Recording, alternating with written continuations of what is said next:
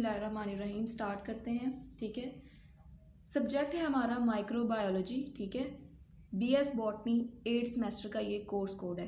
Credit hours देखें, इसके 3 credit hours हैं। कोड देखा जाए तो इसका कोड है जी बॉट 415। सबसे पहले पेपर पैटर्न की बात करते हैं कि पेपर पैटर्न क्या है, क्वेश्चन पेपर किस तरह से आता है। क्वेश्चन पेपर के अंदर 2 पोर्शंस हैं, firstly objective and second one is subjective. Objective की बात करते हैं तो ऑब्जेक्टिव के अंदर क्या है। ऑब्जेक्टिव के अंदर आते हैं मल्टीपल चॉइस क्वेश्चंस। ठीक है, ये मोस्टली आते हैं 10 मार्क्स के। 10 मार्क्स के एमसीक्यूज़ होंगे, वो कोई भी एमसीक्यूज़ हो सकते हैं। किसी साइंटिस्ट का नेम पूछा जा सकता है, जैसे रॉबर्ट हुक ने क्या किया, रॉबर्ट कॉच ने क्या किया, उनकी जो डिस्कवरीज़ हैं उनसे रिलेटेड कोई भी एमसीक्यू आ सकता है। बैक्टीरिया से रिलेटेड आ सकता है। माइक्रोबायोलॉजी के अंदर आप लोगों ने वायरसेस पढ़े हैं, बैक्टीरिया पढ़े हैं, उसके अलावा प्लांट वायरसेस स्पेसिफिकली पढ़े हैं।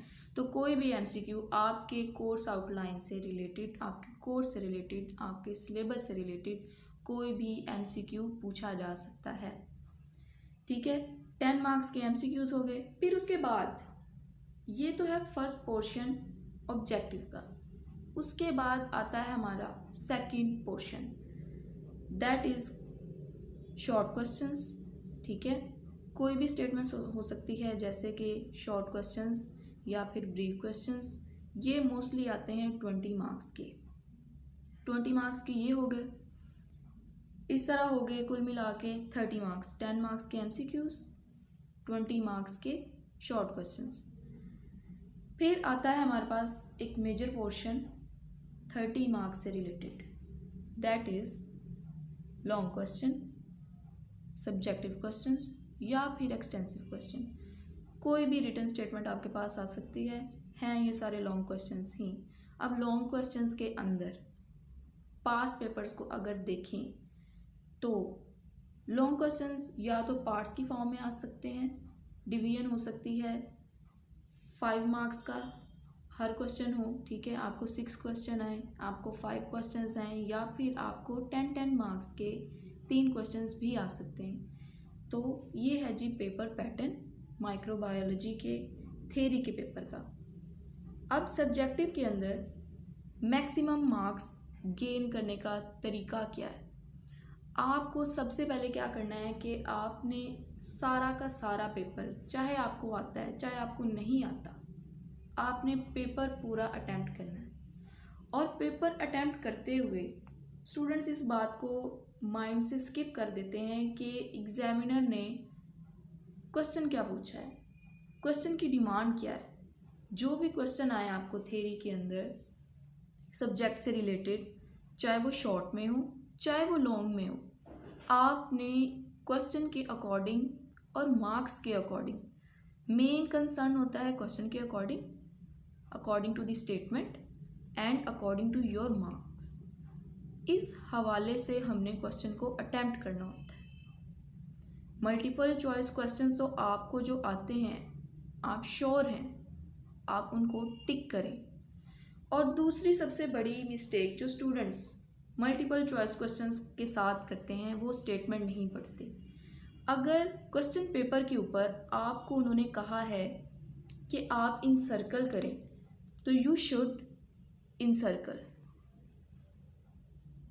अगर एग्ज़ाम्स में क्वेश्चन पेपर के ऊपर आपको टिक करने का कहा है तो आप टिक करें, अदरवाइज मोस्टली क्या होता है, आपको इन सर्कल करने का ही कहा जाता है। तो अगर इन सर्कल का कहा जाए तो इन सर्कल किया करें, और अगर टिक करने का कहा जाए तो तब आप टिक मार्क किया करें। ये हो गया। फिर हम बात कर रहे थे अटेम्प्टेशन की, कि पेपर अटेम्प्ट किस तरह से करना है। अगर आपको कोई क्वेश्चन आ रहा है 10 मार्क्स का, फॉर एग्जाम्पल 10 मार्क्स का आपको क्वेश्चन आया है,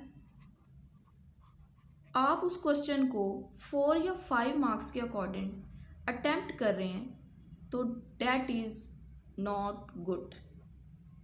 आपको 10 मार्क्स के ही अकॉर्डिंग अपने क्वेश्चन को अटेम्प्ट करना है।